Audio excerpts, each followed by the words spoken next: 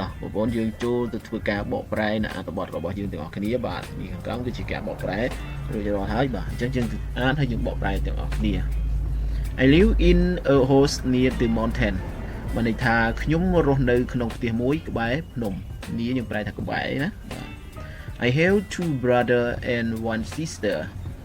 ខ្ញុំមានបងប្អូនប្រុស2នាក់ហើយនឹងបងប្អូនស្រីម្នាក់ and I was born last ហើយខ្ញុំនឹងគឺជាកូនដែលកើតក្រោយគេបានថាកូនពៅបាទ My father teacher mathematics ថាឪពុករបស់ខ្ញុំគឺជាគ្រូបង្រៀនគណិតវិទ្យា and my mother is a nurse at a big hospital ហើយម្ដាយរបស់ខ្ញុំនឹងគឺជាកលៀនុបដ្ឋាយិកាមួយបាទគឺជាកលៀនុបដ្ឋាយិកាម្នាក់ដែលធ្វើការនៅក្នុងមន្ទីរពេទ្យធំមួយ My brother are very smart and work hard in school បងប្រុសរបស់ខ្ញុំគាត់គឺឆ្លាតហើយគាត់ធ្វើការជាច្រើននៅក្នុងសាលាបាទនិយាយថាគាត់ខិតខំធ្វើការនៅក្នុងសាលា work កិច្ចការឬក៏ការងារ hard នឹងខិតខំបាទខិតខំធ្វើការនៅក្នុងសាលា My sister is the nervous girl បងប្អូនស្រីរបស់ខ្ញុំបងស្រីរបស់ខ្ញុំគឺជា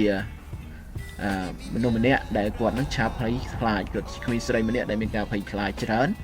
but she is very kind ប៉ុន្តែគាត់នឹងគឺជាក្មេងស្រីដែលចិត្តល្អណាស់ My grandmother also live with us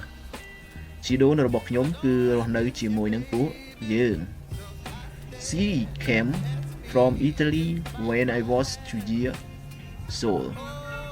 ថាគាត់បានមកពីប្រទេសអ៊ីតាលីតាំងពីខ្ញុំមានអាយុ2ឆ្នាំ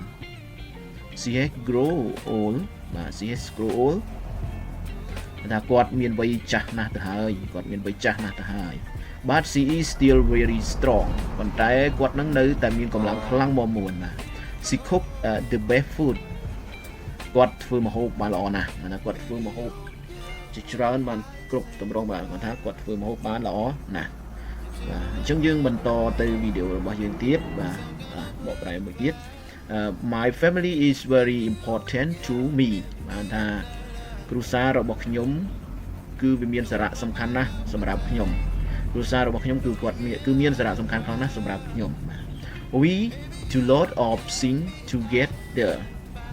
ពួកយើងបាទថាពួកយើងនឹងធ្វើកិច្ចការជាច្រើនជាមួយគ្នា My brother and I like to go on long walk in the mountain ថាបងប្រុសរបស់ខ្ញុំហើយនឹងខ្ញុំចូលចិត្តដើរលេង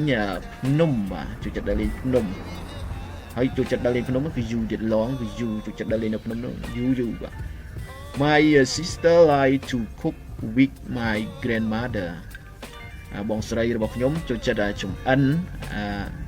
អាហារជាមួយនឹងយាយរបស់ខ្ញុំ On the weekend we all play board game together នៅចុងសប្តាហ៍ពួកយើងតែងទៅលេងហ្គេមក្តារខៀនជាមួយគ្នា Village and always have a good time ពួកយើងបានសើចនេះពួកយើងបានសើច Lights គេប្រែថាសើចឬ Laugh បានដែរបងប្អូនវាតង់ផ្សេងគ្នាបន្តិចបាទអញ្ចឹង Village and always have a good time ពួកយើងសើចហើយតែងតែមានពេលវេលាល្អជាមួយគ្នាបាទអញ្ចឹងគេមានពេលល្អពេលដែលគាត់នៅជាមួយគ្នាហ្នឹង I love my family very much ថាខ្ញុំស្រឡាញ់ក្រុមគ្រួសារខ្ញុំណាស់ Love ប្រែថាស្រឡាញ់ family ក្រុមគ្រួសារ very much ណាស់ខ្លាំងណាស់បាទឥឡូវវីដេអូយើងមកដល់ទីបញ្ចប់ហើយអញ្ចឹងសូម